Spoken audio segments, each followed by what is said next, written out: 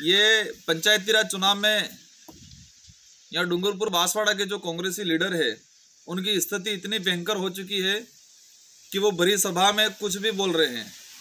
अभी हमारे बागीदोरा के विधायक महेंद्रजीत जी मालवीय जी ने उन्होंने एक बड़ी सभा में कहा है, बीडीपी पे आरोप लगाया है कि बीडीपी के विधायकों को 5-5 करोड़ रुपए देके खरीदा।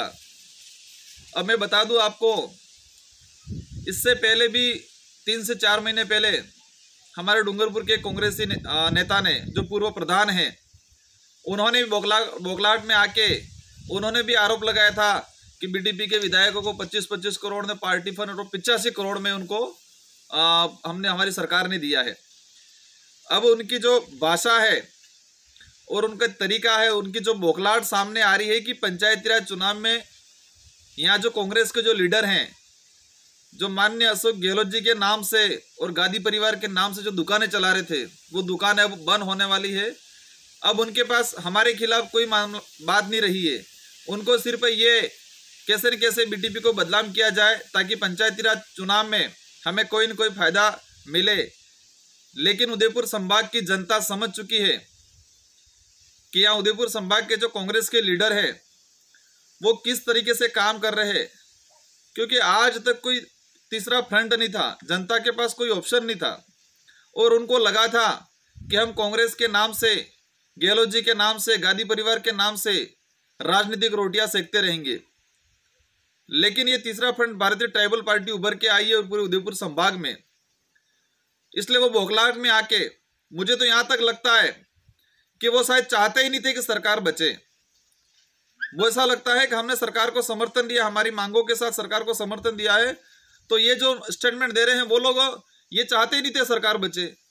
और आज उनको ये लगता है कि हम इस तरह से लोगों को गुमराह करेंगे ताकि पंचायती राज चुनाव में हमको थोड़ा बहुत बेनिफिट मिले, लेकिन मिलने वाला नहीं है। जनता समझ चुकी है।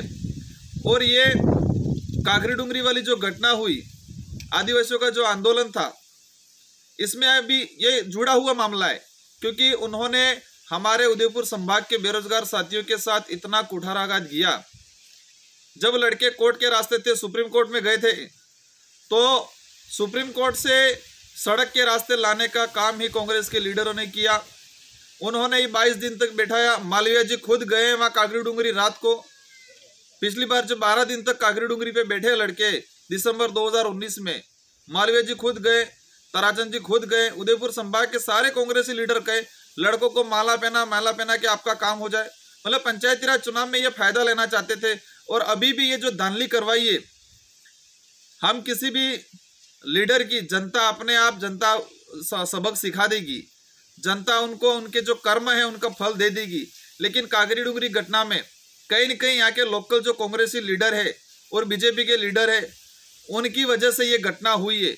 क्योंकि यहाँ के जो कांग्रेसी लीडर है उन्होंने सरकार तक बात नहीं पहुंचाई और सरकार को और भी गुमराह किया कि ऐसे ही कर रहे, ये आदिवासियों को नहीं मिलना चाहिए, आदिवासियों की नौकरी नहीं है, ये उन्होंने किया। अब जनता समझ चुकी है। और जो लड़के कागरी डूंगरी पर जिन कांग्रेसी लीडरों ने बिठाए थे वो आज उनके खिलाफ खड़े हो गए।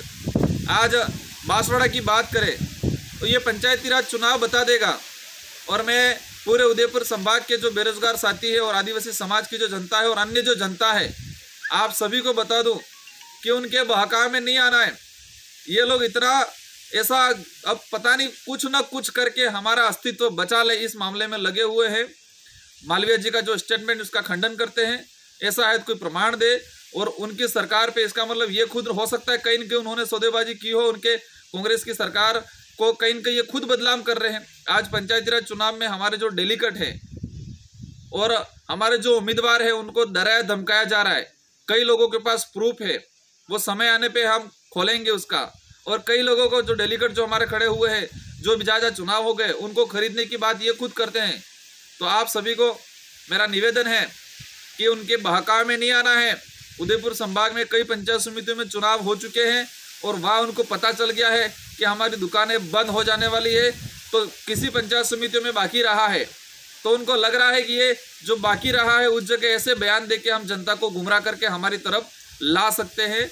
ये लोग उनके जो स्टेटमेंट है उसी उद्देश्य से दिया गया है और उसका हम खंडन करते हैं।